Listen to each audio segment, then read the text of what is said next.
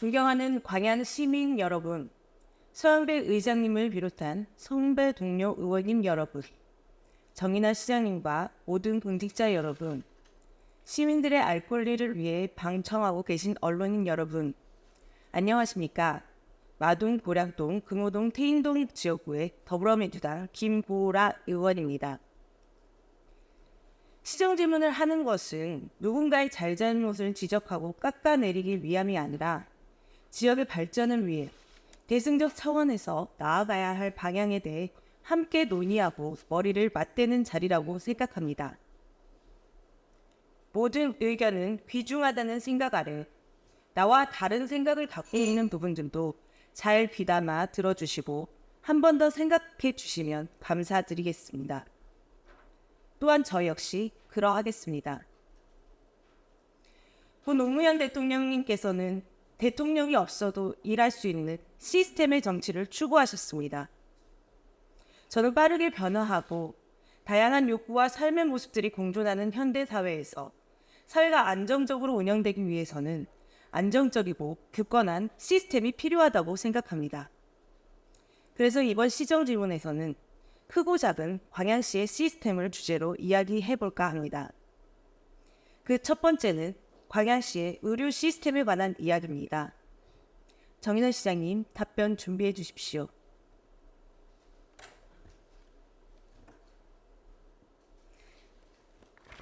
네, 시장님, 임기 시작 후 1년 동안 참 고생 많으셨습니다. 네, 최근 진행된 민선 8기 1주년 기자간담회에서 그동안의 성과와 3년간의 운영 방향을 제시하셨네요. 언론을 통해 접했습니다. 투자 유치와 부피 확보 등 많은 일들을 하셨지만 저는 그중에서도 아이를 키우고 있는 엄마로서 전국 최고 수준의 공동사무소련 설립 소식이 가장 반갑게 느껴졌습니다. 아이를 낳은 사람은 애국자로 대접해야 한다는 소리가 나올 만큼 초저출산이 심각한 사회 문제인 상황에서 산모들이 저렴한 비용에 최고의 산후조리를 할 수 있는 공간을 우리 시에서 나서서 만들어주심에 깊은 감사의 말씀을 다시 한번 전해드립니다. 저는 둘째 아이를 낳고 산후조리를 광양에서 했습니다.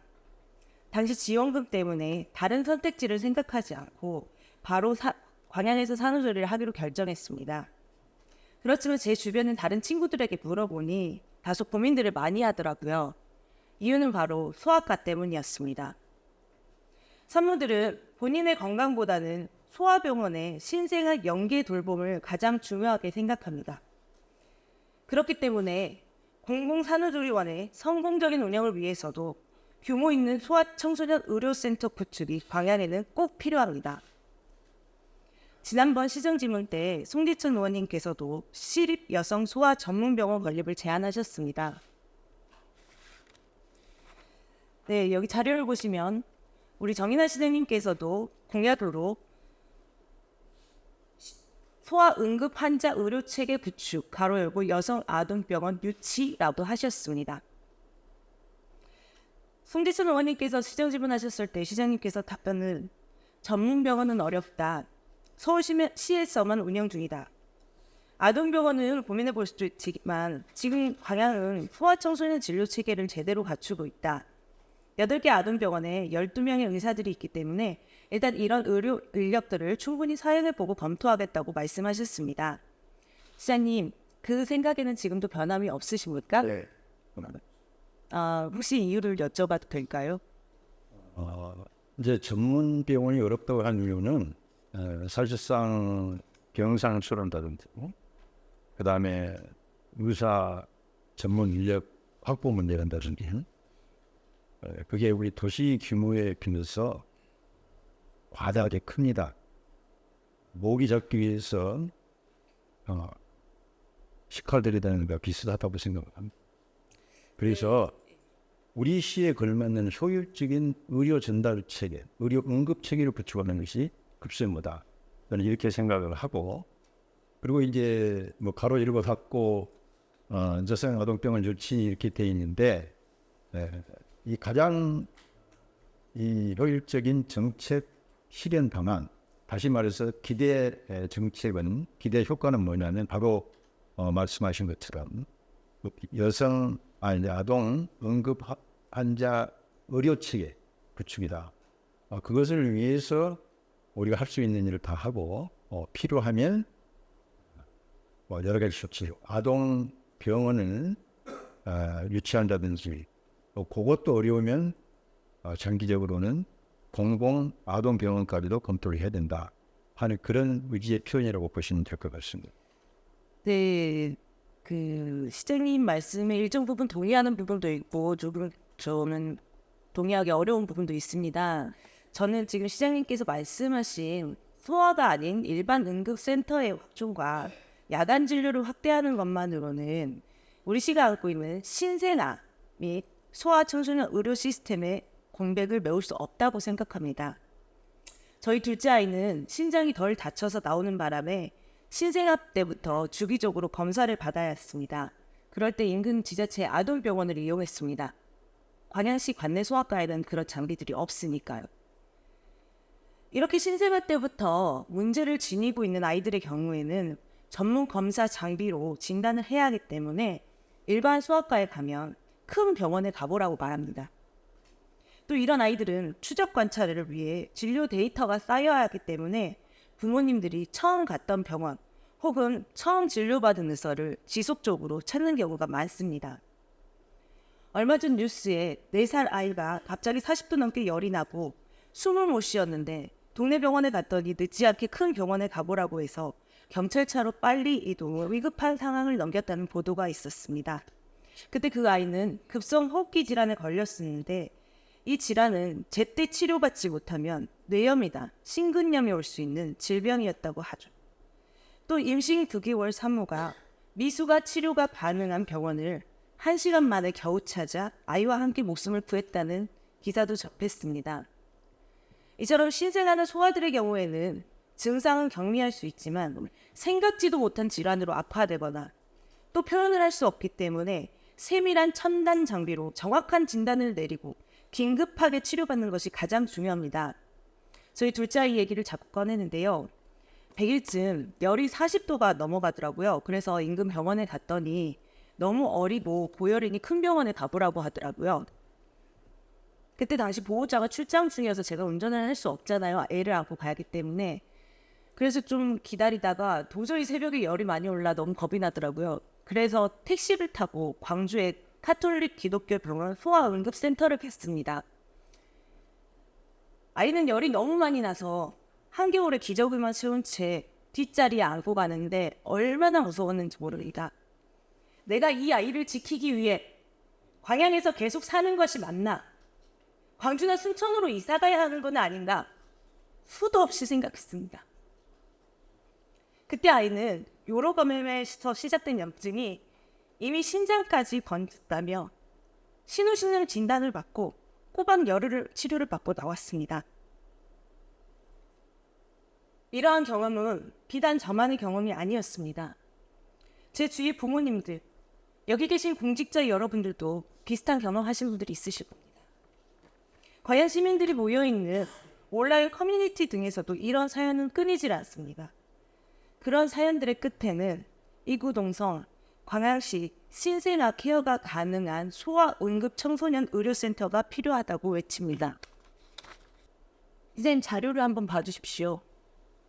2022년 광양시 사회조사의 자료에 따르면 보건의료 부분에서 의료 서비스 만족도가 평균 77.6%였습니다. 근데 노랗게 표기된 부분 좀 작아서 안 보이는데요. 이걸 연령별 만족도가 표기되어 있습니다. 65세 이상에서는 92.7%, 60세 이상은 80%인 반면에 15세에서 29세에는 67.5%, 아이를 키우고 있다고 할 수 있는 세대인 30에서 49세는 77.5% 정도였습니다. 아울러 의료 서비스 불만족 이유로 치료 결과가 미흡하다, 의료시설이 낙후되거나 미비하다 등이 1, 2위를 차지했습니다. 연령대별로 이렇게 나온 것은 소아청소년 의료 시스템이 부족한 현 광양시 세태를 어느 정도 반영하고 있다고 생각합니다. 지자체 등 정부들은 출생률을 높이기 위해 수많은 정책들을 냅니다. 저는 출생률을 높이는 것도 중요하지만 더 중요한 것은 이미 태어난 아이들을 건강하게 자랄 수 있도록 지켜주는 것이라고 생각합니다. 최근 소아청소년과의 의료 현실이 언론을 통해 보도되면서 보건복지부도 많은 대책들을 강구하고 쏟아내고 있습니다. 소아 전문 의료센터도 기존 8곳에서 10곳으로 추가했습니다. 앞으로 단계적으로 더 추가할 예정이라고 합니다. 이 자료를 보시면 아시겠지만 광주, 전남, 전북권에는 하나도 없습니다. 앞으로 광주 전남권 소아 응급 의료체계 구축을 위해 보건복지부 차원의 대안이 모색될 것으로 생각이 되었습니다. 실제 보건복지부는 지난 2월 22일 소아 의료체계 개선 대책을 발표했습니다. 시장님, 보건복지부 발표 내용에 대해 알고 계십니까? 확실히 잘 모르겠어요. 네, 저는 알고 계실 줄 알았는데요. 제가 언론 보도를 보고 접했는데요. 지금 이 자료를 지금 보시면 소아 의료체계 개선 대책 주요 내용이 많이 올라와 있습니다.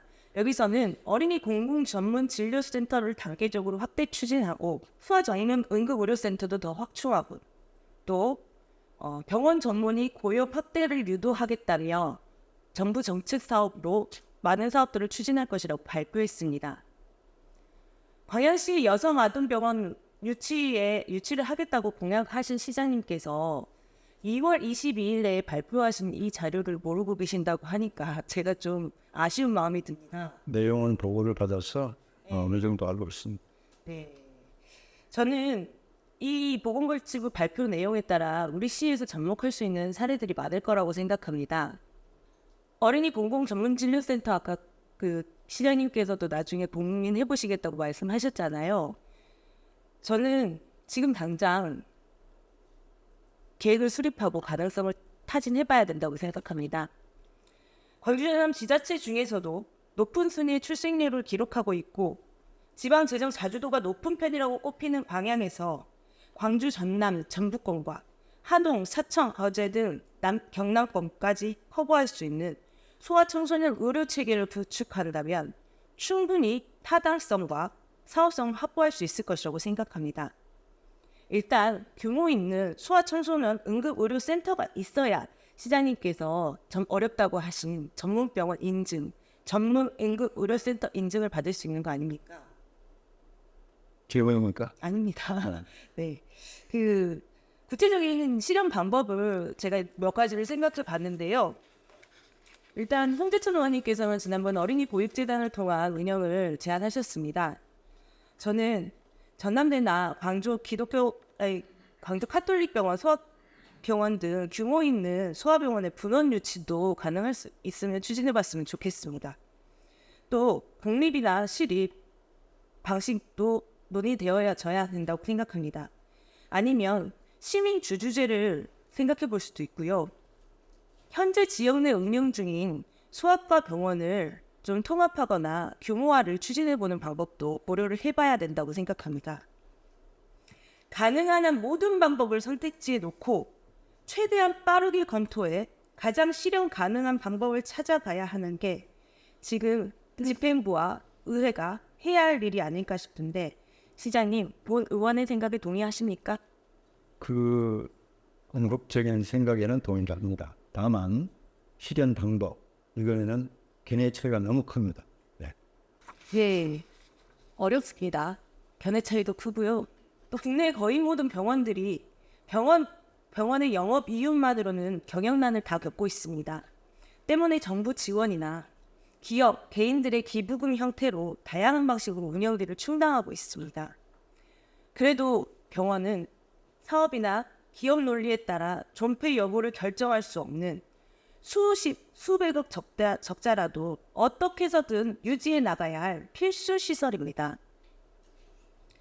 벌써부터 돈 생각하지 말고요. 의사가 오지 않는다. 우리 시 인구나 재정 상황과 맞지 않는다며 자꾸만 미루지 말고요.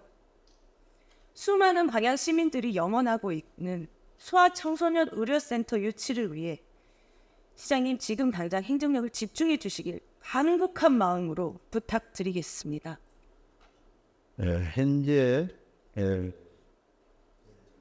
소아 응급 환자 의료 체계를 구축을 하고 그것으로 부족할 경우는 아까 말씀드렸던 그런 단계적인 대응책을 강구하겠다.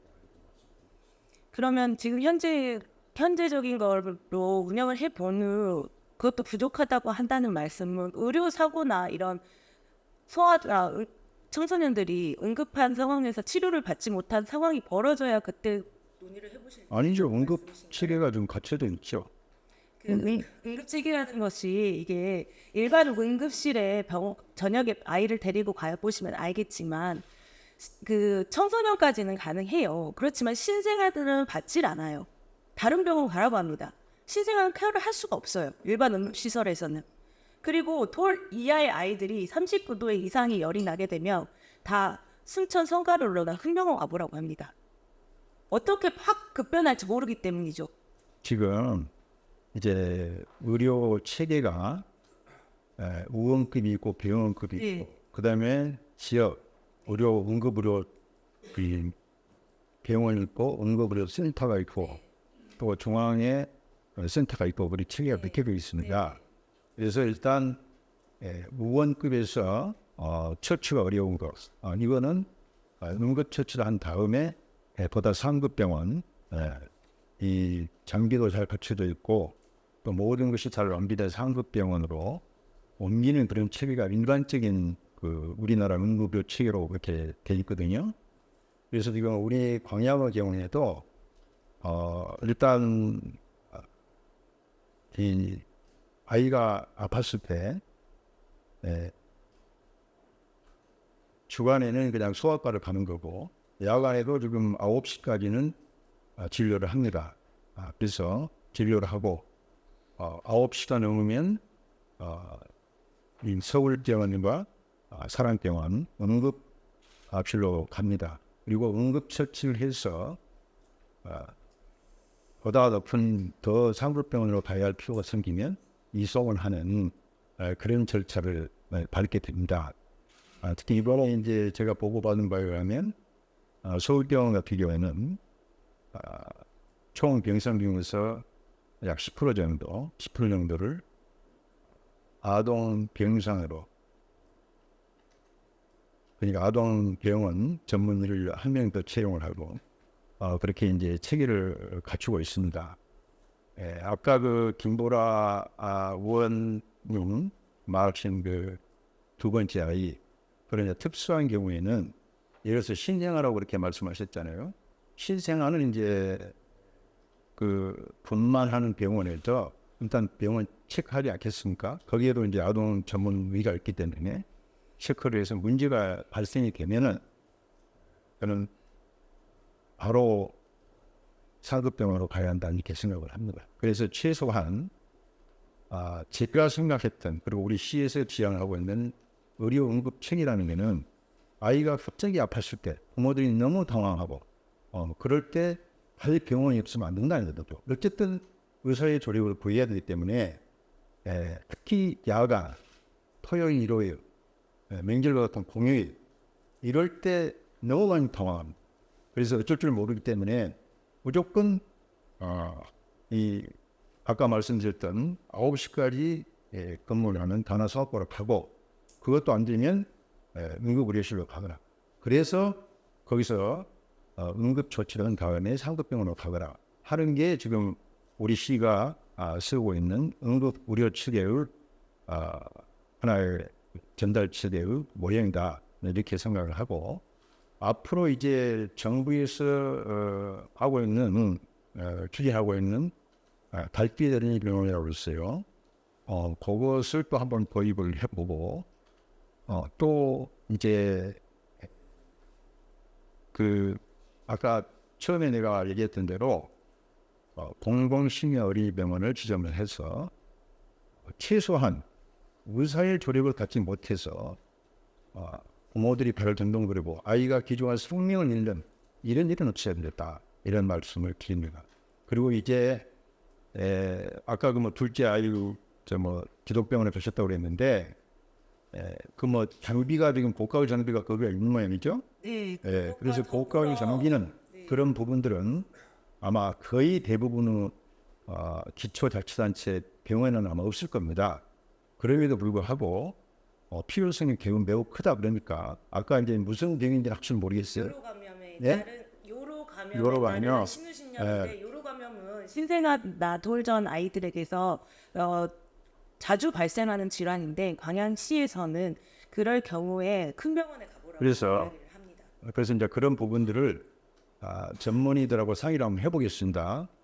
요로 감염증이 과연 몇 프로 정도나 발생하는지 그런 과학적인 근거가 이 수반이 된다면 예를 들어서 아이들 신생아들의 요로 감염증이 뭐 50%, 뭐 30% 이렇게 넘는다. 그랬을 경우에는 그것을 한번 생각해 볼 수 있지 않을까 이렇게 생각을. 그래서 기존의 병원에 그것을 도입할 수 있는지 그것을 생각해 보고 또 예산 문제 때문에 주저한다면 그런 부분들은 우리 시에서 지원할 수 있는 방안이 있는가 그걸 검토해 보겠습니다. 네, 선생님 말씀은 현재 의료 체계를 더욱 광범위 하겠다라는 말씀으로 저는 현재 의료 체계를 공고히 한다는 얘기가 아니고 현재 의료 체계를 발전시켜 나가겠다 이런 뜻입니다. 그냥 가로 열고 가로 닫고 여성아동병원 유치 공약을 어떻게 해야 되는 건가요? 이제 아까 얘기를 내가 했잖아요. 아까 얘기한 게 뭐냐면 소아 응급 환자 의료 체계를 구축을 하는데 구태여 여성아동병원을 유치하지 않더라도 우리가 생각하는 소아 응급 환자 의료 체계가 구축이 된다면 현재 상태로 우리가 발전시켜 나가고 예를 들어서 그러한 우리 현재 의료 시스템 하에서도 우리가 생각하는 그런 응급 환자 의료 체계가 갖춰지지 않는다면 그런 목적이 달성되지 않는다면 이제 최종적으로 여성 아동병원 유치를 하든지 아니면 공공 아동병원을 설립을 하든지 그것을 장기적인 목표로 검토를 하겠다 그런 뜻입니다. 아까 그래서 설명을 드렸었어요. 네. 시장님께서 지금 말씀하신 내용은 지금 이 방송을 시청하고 계신 시민 여러분들과 많은 분들이 보시고 평가를 해주실 것 같습니다. 시장님 성실한 답변 감사드립니다. 고생 많으셨습니다. 자리로 돌아가 주십시오. 두 번째는 광양시 행정 시스템에 대한 이야기입니다. 부시장님 답변 준비해 주십시오. 부시장하고 지도자입니다. 네, 모든 행정은 용역에서 시작해 용역으로 끝난다는 말이 있습니다. 우리 시도 마찬가지입니다. 부시장님, 2019년부터 2023년까지 5년간 우리 시가 용역비로 얼마를 썼는지 혹시 알고 계십니까? 이는 또 5년간 우리 시의 예산의 몇 %인지 말씀해 주시면 감사드리겠습니다. 정확하게 자료 부분은 따로 좀 보고 드리도록 하겠습니다. 네, 본 의원이 5년간 19년부터 23년까지 우리 시 용역 발주 현황을 자료를 받아 분석해 본 결과 총 1,931억 8,985만 2천 원 5년 예산을 최소 5조로 잡는다고 하면 예산의 3.864%가 나옵니다. 용역비가 차지하는 게 시 전체 예산의 3.864%면 작은 비율은 아니라고 생각합니다. 그렇기 때문에 용역의 발주와 관리를 중요하게 여겨야 합니다. 부시장님과 여기 계신 공직자 여러분들께서는 잘 아시겠지만 방송을 보시는 시민부 여러분들의 이해를 돕기 위해 제가 잠시 설명을 드리겠습니다. 지금 띄워놓은 자료는 조달청 자료입니다. 용역은 기술 용역과 일반 용역으로 나눠집니다. 기술 용역은 건설 기술 영역과 엔지니어링 기술진흥법에 의한 기술 영역으로서 엔지니어링 활동, 기타 개별법에서 정한 기술 영역 등이라고 명시되어 있습니다. 일반 용역 세부 내용을 보면 정보와 사업 용역, 시설 유지 관리 용역, 전시 및 행사 대행 용역, 장비 유지 보수 용역 등 폐기물 처리 용역, 육상 운송 용역, 학술 연구 용역, 광고 및 디자인 용역, 보험 용역으로 규정되어 있습니다. 학술 연구 용역은 일반 용역으로 구분되지만 매우 중요한 사항이기 때문에 별도로 구분해 엄격하게 관리해야 합니다. 부시장님, 광양시가 5년간 사용한 용역비 가운데 기술 용역과 학술 연구 용역, 일반 용역의 예산은 각각 얼마였는지 알고 계십니까? 자료 부분을 제가 지금 가지고 있지 않아서 뭐 따로 좀 그렇게 들어서 네, 본 의원이 분석한 결과 기술 용역은 1,523억 2,088만 4천 원으로 80%에 해당했으면 학술 용역은 23억 32만 3,267만 3천 원으로 11%에 해당했습니다. 일반 용역은 385억 3,629만 5천 원으로 20%에 해당했습니다. 지금 이 분석한 결과와 같이 우리 시에서는 기술 용역의 비중이 80%에 육박합니다. 이 자료를 보시면 아시겠지만 기술 용역 조달청에서 규정한 용역의 종류에 따르면 기술 용역은 상당히 제한적입니다. 그런데 왜 우리 시는 기술 용역의 비중이 높을까요, 부시장님? 그 부분은 지금 개념을 저희 광양시 연구용역 관리조례상의 기술 용역을 말씀하신 건가요? 아니요, 전반적인 용역 부분이요. 지금 그 기술 그러니까 개념 정의를 조달청 그 개념 정의로 분류해서 이렇게 분류를 하신 건가요? 네. 아니면 지금 저희들을 이 광양시 조례에 근거한 기술 용역 부분으로 분류를 하신 건가요? 지금 그 조달청 기준으로 저는 분류를 해야 맞다고 생각을 하고요. 공식적인 이게 그 전국 공통의 폼이라고 생각을 하기 때문에 그 조달청에서 구분하는 용역의 기준은 일반 용역과 기술 용역이 있고요. 그 일반 용역 안에 중에 학술 연구 용역이 있는데 우리 시는 그것만 따로 빼서 광양시 연구 용역 조례라고 만들어서 운영 중인 거죠. 그래서 그렇기 때문에 광양시 연구 용역 관리 조례에 의하면은 정책 용역하고 학술 용역, 기술 용역 이 부분을 전체적으로 연구 용역으로 분류를 하고 있습니다. 그래서 이 부분하고 그 다음에 정부예산 편성 기준상에 세 가지 항목으로 용역을 추진을 할 수가 있습니다.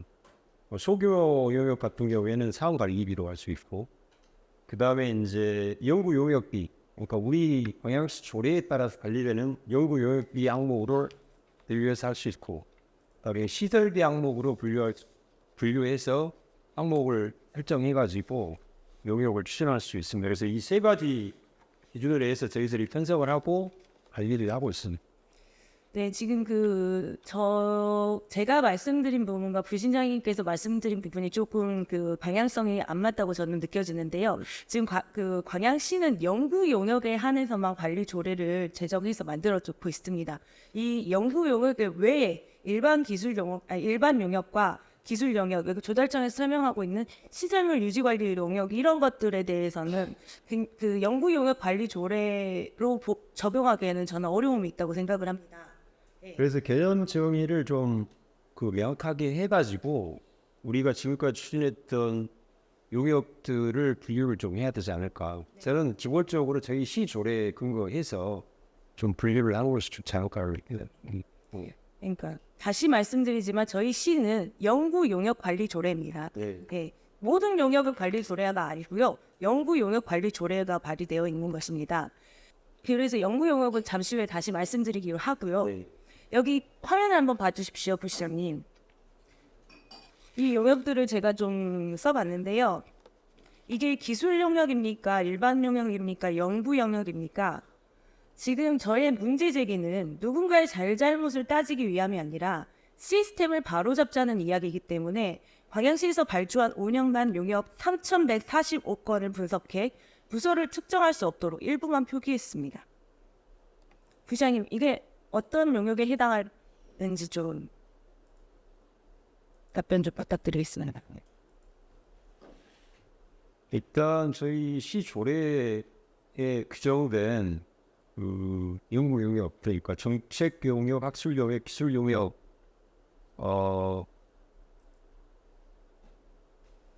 그 내용 용역명만 봐서는 분류하기가 좀 어렵거든요. 과업 지시 내용 부분까지 좀 같이 봐야 되지 않을까 싶습니다. 네.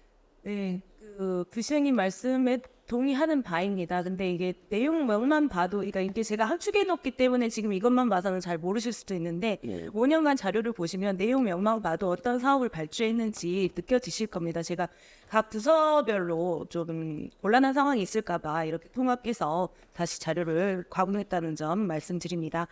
지금 용역을 보시면 제가 조달청 기준을 적용해서 물어봤더니 이 모든 용역들은 일반 용역들에 해당합니다. 밑에 하단의 4가지 용역들은 일반 용역 가운데서도 우리 시가 조례로 제정하고 있는 연구 용역, 학술 연구 용역에 해당한다고 합니다. 그러나 우리 시는 이 모든 용역들을 기술 용역으로 구분했습니다. 심지어 각 과마다 일반 용역과 기술 용역으로 표기한 것들이 제각각 다 달랐습니다. 그 아까 부시장님께서 잠깐 말씀해 주셨듯이 이 용역의 개념을 다시 정리해서 그 철저하게 시스템을 관리해야 한다. 제가 지금 이런 말씀을 계속 드리는 거는 그걸 하셔야 된다는 말씀을 드리고 있는 겁니다. 네, 전적으로 통감을 하고요. 네네.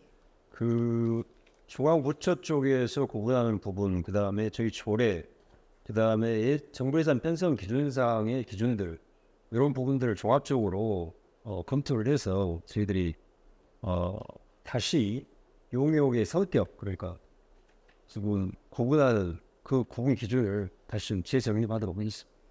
일반 용역 중에서도 아까 말씀하신 학술 연구 용역, 우리 시에서는 그냥 연구 용역이라고 표현하더라고요. 이 학술 연구 용역의 경우에는 주요 정책의 수립과 개발, 추진을 위한 근거를 마련하고자 진행하기 때문에 대통령령 제3만 1380호 행정효율과 협업 촉진에 관한 규정 제4절 정책연구관리 지침과 우리시 광양시 연구용역관리 조례 등으로 엄격히 통제하고 있습니다. 이에 따라 연구용역을 발주하기 전 필요성과 유사 줄곡성 등을 검토하는 절차인 광양시 용역과제 심의평가위원회의 심의를 거쳐야 합니다. 그런데 아무리 봐도 분명 연구용역인 것들을, 아니 심지어 광양시에서 발주하면서 제목조차 연구용역으로 규정해 놓은 것들을 기술 영역으로 편성해 시설비로 넣어 이런 절차를 생략하고 예산안 편성한 사례를 쉽게 접할 수 있었습니다. 본 의원이 의회에 들어오고 1년 동안 이런 사례를 몇 건 찾아 각 부서에 시정 조치를 요구했습니다. 어느 부서에서는 의원님 말씀이 맞다, 실수였다, 다음번에는 시정하겠다 말씀하셨기도 했고요. 어느 부서에서는 아까 부시장님께서 말씀하신 광양시 연구용역관리 조례 3조 여기 보면 다만 예산 편성로 시설비 및 부대비로 추진되는 기본조사 및 실시설계 용역과 감리 용역에 해당한다며 저랑 관점의 차이를 주장하시기도 했습니다. 저와 몇몇 공무원분들의 의견이 너무 달라서 제가 이걸 정책 자문을 연구하시는 분들과 타 지자체 그리고 중앙행정기관에도 몇 개의 사례를 꼽아 자문을 구했습니다. 명백한 지침 위반이라고 답변을 주셨습니다. 그렇지만 행정 편의상 관행으로 이런 일이 계속 이어지고 있는 것은 더 이상 반복되지 말아야 된다고 생각합니다. 지금 현재 그 저희들 시스템이 각 부서에서, 그러니까 용역을 요청한 부서에서 예산 과목을 정해서 오게 되면 예산실에서 정치적 부분을 취합을 해서 일단 관련 부서에서 연구 용역으로 지정된 부분은 연구 용역 절차를 따르고 그 이외의 부분은 이제 관련 예산 편성 절차에 따라서 편성을 하게 됩니다. 그래서 그런 과정에 문제점이 없는지, 그 다음에 각 부서에서 용역의 개념 부분에 대한 어떤 착오들은 없는지 다시 좀 재정리하도록 하겠습니다. 네. 감사합니다. 앞서 부시장님께서도 우리시 연구관리 연구 용역 관리 조례를 계속 말씀하셨는데요. 저는 이 광양시 연구 용역 관리 조례가 조항이 모호하기 때문에 이런 일들이 빈번하게 발생하고 있는 것으로 파악을 했습니다. 그래서 타 지자체 연구 용역 관리 조례들을 살펴봤는데요. 일부 지자체에서는 우리와 같은 조항을 여전히 쓰고 있는 곳도 있었습니다. 그러나 여수시 잠시 자료를 볼 시간을 드리겠습니다. 여수시에서 아까 우리 시에서 논란이 되고 있는 다만 시설비로 뭐 하는 항목이 없습니다. 네, 그리고 경기도 정책연구 영역 관리 조례에도 그런 내용은 없고 명확하게 상세하게 구분이 되어 있습니다. 그래서 본 의원은 해당 조례의 개정을 추진할 계획입니다.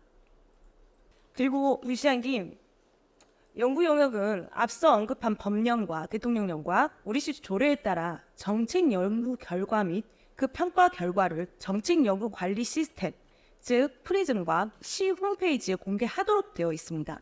할 수 있다가 아니라 해야 한다는 강제 조항입니다.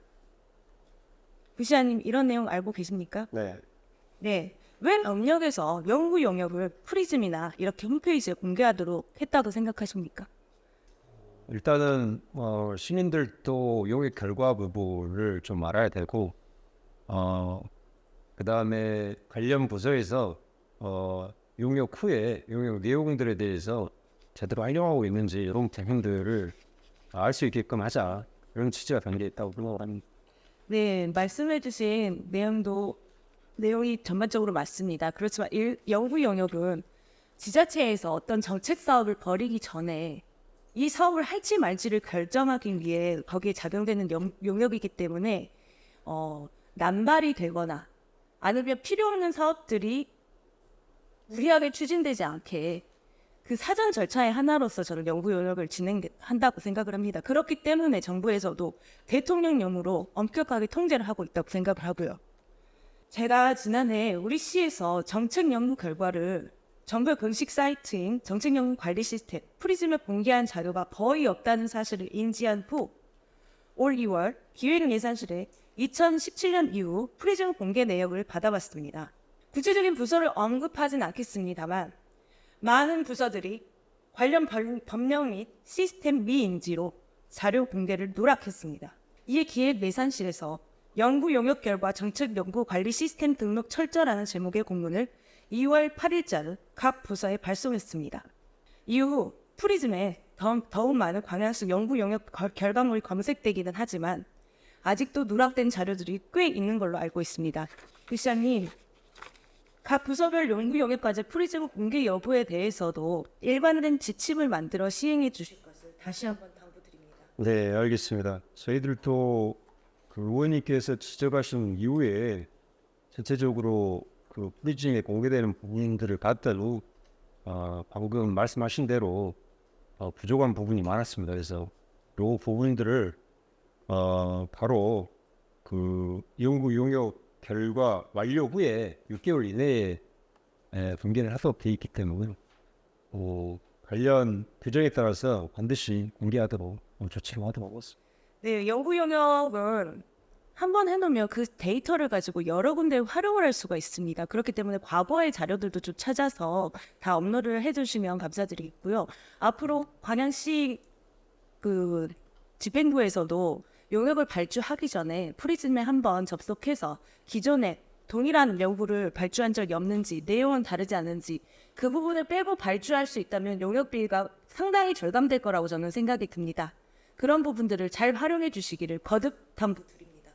네, 사전에 하기 전에는 그 절차를 거치고 있습니다. 거치고 그 다음에 그 별도로 위원회, 용역과제 심의위원회가 있기 때문에 그런 부분들은 그 절차를 거치고 있는데 용역을 완료한 후에 유기하는 부분이 이 부분에 대한 부분이 아직 좀 비어가는 것 같습니다. 그래서 그 부분이 개최를 하도록 하겠습니다. 네, 지금 프리즘 공개도 100%뭐 다 해야 되는 부분은 아니고요. 예외 규정이 또 있습니다. 공공기관에서 모든 정보를 공개할 수는 없으니까요. 근데 이제 공공기관의 정보 공개에 관한 법령 제9조에 따른 비공개 대상 정보에 대한 내용도 우리 시에서 각 부서별로 명확히 구분해 인지한 후 일관성 있게 관리될 수 있도록 부탁드리겠습니다.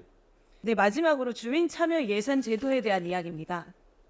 네, 2023년 지방자치단체 예산 편성 운영 기준 및 기금 운영 계획 수립 기준을 보면 지방 재정 운영 방향 중 네 번째로 주민 참여 및 공개를 통한 투명성 강화가 있습니다.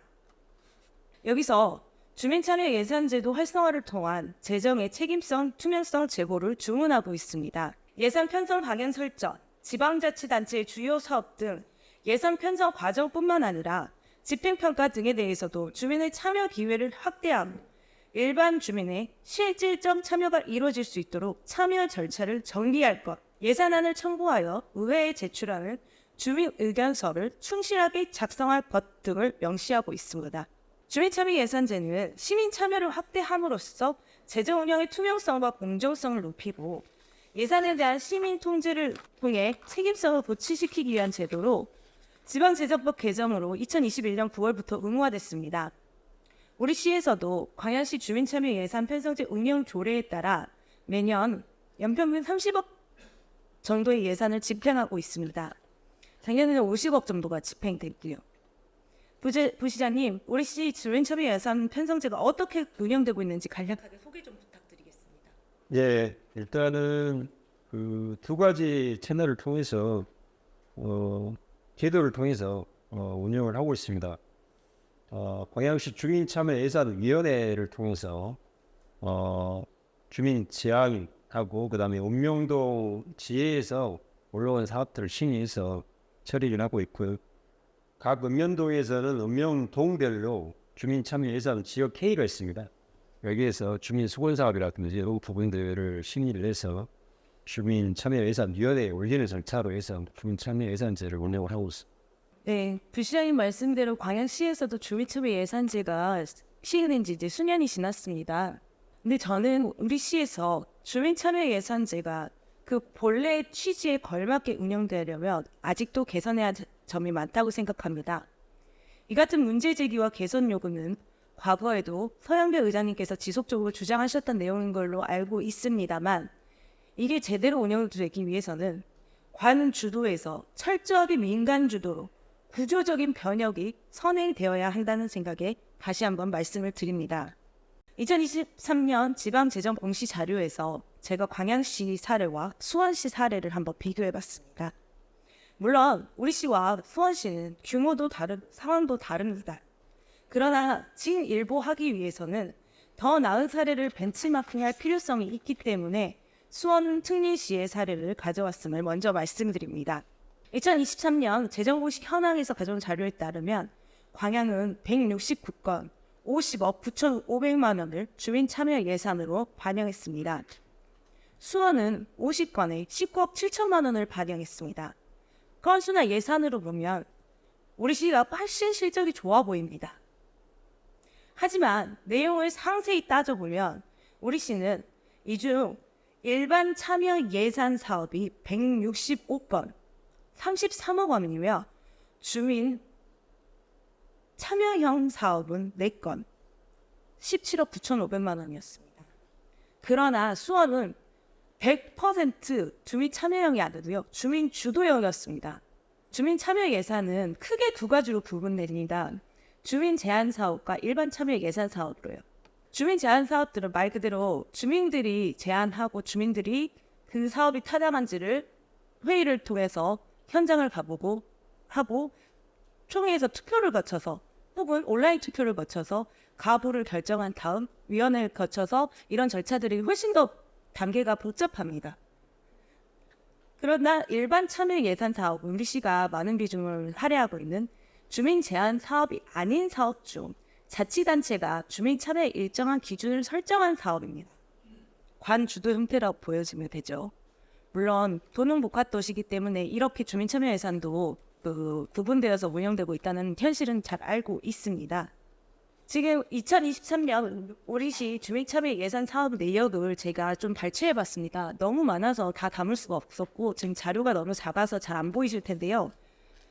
쭉 보면 거의 다 농로 포장공사, 배수로 개선공사 그런 사업들이 거의 다였습니다. 저는 이게 주민 주도로 주민 참여형으로 예산이 수립된 게 아니라 집행부에서 진행해야 할 사업의 보조 재원으로 이 주민 참여 예산을 사용되어 하고 있다. 없다는 생각을 깊이 했습니다. 이 자료를 보면서. 광양시 주민 참여 예산은 자치단체에 의한 사업이라는 느낌이 너무 확 들었거든요. 시장님은 혹시 어떤 생각이 드시는데요? 왜 우리는 주민 주도형은 거의 없고 일반 참여 예산 사업만 많은 것일까요? 일반적으로 지금 나와 있는 사업들이 일단은 제가 서두에서 말씀드렸듯이 각 읍면동의 수건사업, 그러니까 이자하고 보호자님들을 통해 가지고 주민들의 어떤 수건사업들을 제안을 받아서 읍면동에서 올라오는 그런 사업들이 바로 주민 수건사업입니다. 그래서 그런 부분들이 또 많이 나오지 않았는가. 그러니까 주민 주도형 사업이 주민 참여 예산제의 어떤 취지라든지 이런 부분들을 가장 반영을 한 제도상으로는 우수한 부분이라고 생각을 합니다. 운영 과정상 부분, 지역별로 운영 과정상 부분 다시 좀 생각해봐야 되지 않을까요? 네, 저도 우리 시 사정을 잘 이해하고 있습니다. 마을 활동가로 근무해봤기 때문에 현장의 상황들을 더 잘 이해하고 있습니다. 그러나 우리 시에서 주민 참여 예산을 장기간 동안 일반 참여 예산 사업으로만 운영하다 보니 많은 병폐들이 나타나고 있습니다. 관주도 사업이 되다 보니까 읍면동 예산 나눠주기 식으로 운영되고 있습니다. 그 가운데 정말 중요한 일반 시민들의 역할은 거의 보이지를 않습니다. 또한 여기에 참여하고 있는 위원들이나 이 통장님들 같은 경우에도 이 사업을 유치하기 위해 가열 경쟁 양상을 보이면서 공무원이나 시의원을 통해 지속적으로 민원을 제기해 모두가 곤란한 상황들이 자꾸만 연출되고 있습니다. 저는 우리 광양시가 주민 참여 예산제를 본 취지에 맞게 운영하게 된다면 힘의 논리가 적용된 예산 따먹기 형태가 아니라 정말 필요한 곳에 공익과 공공성을 위한 진정한 의미의 참여 민주주의가 시행될 수 있을 거라고 생각합니다. 그러기 위해서는 가장 시급히 해결해야 될 숙제는 정보를 주고받는 창구인 시스템을 개선해야 한다고 생각합니다. 광양시 주민참여 예산 편성제 운영조례 제5조 책무에서 광양시장은 예산의 편성 단계부터 주민이 충분한 정보를 얻고 의견을 제출할 기회를 가질 수 있도록 필요한 정보를 공개하는 주민 참여를 보장하기 위해 노력해야 한다고 되어 있습니다. 아울러 제10조에 따르면 시장은 제출된 의견 수렴 결과를 인터넷 홈페이지 등을 통해 공개해야 한다고 되어 있습니다. 이 사업이 타당한지 안 타당한지 평가를 하기 위해서는 이 사업의 제안을 내용을 알아야 하는데 우리 시는 보여주지 않습니다. 조례에서도 말씀드렸듯이 이렇게 공개하는 것은 할 수 있다가 아니라 해야 한다는 강제 조항입니다. 시장님, 방금 본 의원의 이야기를 듣고 어떤 생각이 드십니까? 일단은 저희 시도 주민들이 보다 쉽게 주민 참여 예산제를 이해를 하고 또 적극적으로 참여할 수 있도록 먼저 이런 홈페이지에 주민 참여 예산제 관련 부분들도 좀 개선을 하고요. 그다음에 시장께서도 지속적으로 직원들한테 말씀하고 계시는데요. 시민들의 아이디어, 지금 현재 주민참여 예산제라는 제도로 포함이 돼서 하지는 않고 있지만 지금 아까쯤에도 저희 홈페이지에 봤듯이 신문 제안을 상시적으로 받고 있습니다. 저는 그게 또 다른 일임의 주민참여제라고 생각합니다. 그래서 상시적으로 주민들이 제안하는 내용들이 주민 참여 예산제 하에서 지금 평가되고 이루어질 수 있도록 그런 제도적인 개선 부분 또 홈페이지 개선이라든지 이런 방법적인 부분까지 개선하고 나가서 하고 있습니다. 네, 민선 8기 들어서 시민들의 아이디어를 말할 수 있는 창구가 늘어진 점은 저도 환영하는 바입니다. 아이디어는 언제 어느 때 번뜩이게 떠오르는 것인데 이것을 잊지 않고 있다가 내가 내년도 주민 참여 예산 공모제에 말을 해야지 라고 생각하면서 사업계획서를 만들어서 그 양식에 맞게 제출하는 거는 정말 적극적인 시민이 아니고서야 어렵습니다. 이렇게 광양시 주민참여 예산제가 운영되고 있기 때문에 당연히 주민참여 예산 공모에 일반 시민들의 참여는 저조할 수밖에 없습니다. 정말 일반 시민들의 참여를 확대하고 싶다면 저는 연중 산시로 아이디어를 제출받아야 하며 또 진행 과정이나 관련 정보를 투명하고 정확하고 쉽게 전달해야 한다고 생각합니다. 아까 그 아이디어 공모 계속 받고 있다고 말씀하셨는데요. 시민분들은 그렇게 말씀하세요. 공모 전에 아이디어만 내면 뭐하냐. 그 다음 접에 어떻게 되고 있는지 내가 알 길이 없는데. 그런 부분들의 그런 불만들을 불식시키기 위해서 또 저는 그 모든 부분들을 주민 참여 예산제 영역 안에서 일괄적으로 그 업로드가 되어져야 한다고 생각하며 만약에 그 주민 참여 예산으로 반영할 수 없는 사업들의 경우에는 별도로 각 부서별로 나눠서 이 아이디어에 대해서 검토해보고 의견을 내서 거기에 입력하라고 이렇게 그 시스템이 만들어져야 된다고 생각합니다. 체계적인 관리를 위해서요.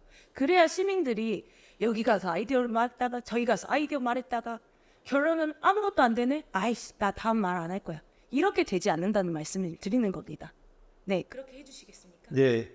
지금도 시민 제안 같은 경우에는 시장님께서 말씀하셔서 한 제목 그러니까 한 줄 제안, 그러니까 많은 내용들을 쓰지 않고도 아이디어를 제안할 수 있도록 쉽게 아이디어를 제출할 수 있도록 하고 있는데요.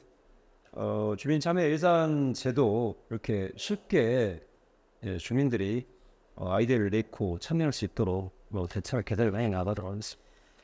네, 그리고 또 지금 광양시가 선택하고 있는 일반 참여 예산 사업으로 진행하는 경우에는 여기 명백하게 단위 세부 사업별 주민 의견서를 작성하라고 지침에 되어 있습니다. 그래서 우리 시의 주민 참여 예산 사업 주민 의견서를 지방재정 공시 자료에서 다운받아 봤는데요. 한 장이었습니다. 이걸 보면서 저는 이건 주민 의견서가 아니라 행정 1년 동안 주민 참여 예산을 제도를 시행하고 운영하고 난 후에 그 결과 보고서를 적은 느낌이라는 게 강하게 들었습니다. 그래서 제가 또 한번 찾아봤는데요. 대전광역시 동부에서 2022년도 주민 참여 예산 주민 의견서라고 발간한 책자를 찾을 수 있었습니다. 약 65페이지로 되어 있었는데요. 몇 페이지나 발제 초록해봤는 해 저렇게 동별 주요 사업 현장 방문 내역, 주민총회 및 온라인 투표 내역, 지역회의 회의록, 현장 방문 의견, 그 설문조사 그 양식과 결과표 이런 것들이 세세하게 다 첨부되어 있습니다. 주민 참여가 중요하기 때문에 이런 과정에 대한 기록들이 중요한 겁니다. 이런 것들을 토대로 내년도 주민 참여 예산 사업을 주민들이 할 수 있는 거거든요. 그래서 저는 우리 시의 광양시의 주민 의견서는 올해부터라도 꼼꼼하게 작성되어져야 된다고 강하게 말씀드리고 싶습니다. 부시장님 동의하십니까? 네. 네. 아울러 앞서 소개해드린 수원시나 대전광역시 중구, 광주 북구 등 타 지자체 주민 참여 예산 운영 사례를 여기 계신 집행부 여러분들께서 다양하게 벤치마킹 하셔서 잘 알고 계셔야 주민 여러분들에게 홍보하고 교육할 수 있다고 생각합니다. 그런 벤치마킹을 하셔서 우리 시에 접목할 수 있는 사례들을 빨리 찾아내서 하루빨리 주민 참여 예산제 정상화를 꾀해야 된다고 생각하는데 동의하십니까? 네, 저희들이 저쪽 벤치마킹 하도록 하겠습니다. 네, 이거는 어떤 특정 부서에만의 얘기가 아닙니다. 주민 참여 예산의 참여폭은 전 부서에 해당하기 때문에 전 부서가 다 같이 교육을 받아야 된다고 생각합니다. 아무리 좋은 제도라도 시민들이 모르거나 활용하기 접근성이 떨어진다면 그것은 그림의 떡입니다. 좋은 제도를 처음에는 다소 어렵더라도 지속적으로 잘 관리하고 접목이 성공 사례가 하나둘 나오게 되면 집행부도 편해지고 시민들에게도 현장 밀착형 생활 민원을 해결하기 위한 더 나은 행정 서비스를 제공할 수 있다고 생각합니다. 또한 주민참여 예산제 우수 지자체로 선정되면 재정 인센티브를 받을 수 있다고 하니 우리 시도 빠른 시일 내에 주민참여 예산제 우수 지자체가 되기를 희망해 봅니다. 유시장님 고생 많으셨습니다. 네. 제대로 돌아가 주십시오. 네, 시간이 벌써 이렇게 됐습니다. 질문 요지서에 말씀드렸던 광양시 시환경과 시민의 건강과 관련된 질의는 서면으로 제출해 주시면 감사드리겠습니다. 환경과 건강권에 관한 내용은 워낙 광범위하고 풀어야 할 숙제들이 많기에 지금 시간이 부족해서 거론하기에는 어려워서 추후 다시 얘기해볼 자리를 갖도록 하겠습니다. 오늘 본 의원이 제안한 내용에 대해 구체적으로 계획을 언제까지 수립하실 거며 어떠한 방식으로 하실지 꼭 답변해 주시길 부탁드립니다. 또 되도록 8월달 안에 답변을 받을 수 있기를 기대해 봅니다. 시스템을 만든다는 건 하루아침에 뚝딱 할 수 있는 일이 아니라 오랜 시간 축적된 기술과 노하우를 토대로 표준을 만들어내야 하는 일이기 때문에 많은 어려움과 시행착오가 있을 수밖에 없습니다. 관행을 뒤엎고 문화를 만들어 간다는 것, 꼭 해야 할 일이지만 과정이 순탄치 않고 실패할 확률도 높은 일을 추진하는 것, 쉽지 않은 일이지만 그래도 공공의 이익을 위해 또 시민의 기본권을 보장하기 위해 또 투명하고 효율적인 재정 집행을 위해 꼭 해야 할 일이라면 정인하 시장님과 우리 9대 시의회 여기 계신 공직자 여러분, 마지막으로 시민들의 의지를 모아 추진해 나간다면 못할 일이 없다고 생각합니다. 마지막으로 정인하 시장님의 선거 홍보물 중에 인상적인 문구가 있어서 가져와 봤습니다. 모두 비관적으로 생각하는 일에도 특유의 행동력과 실천력을 발휘해 문제를 해결한 모멘트 리더. 꿈쩍도 않을 것 같은 어려운 난제를 투지로 해결하는 능력을 보이는 모멘트 리더십. 지금 15만 광양 시민들이 우리에게 기대하는 모습은 이게 아닐까 싶습니다. 지금까지 경청해 주셔서 감사합니다.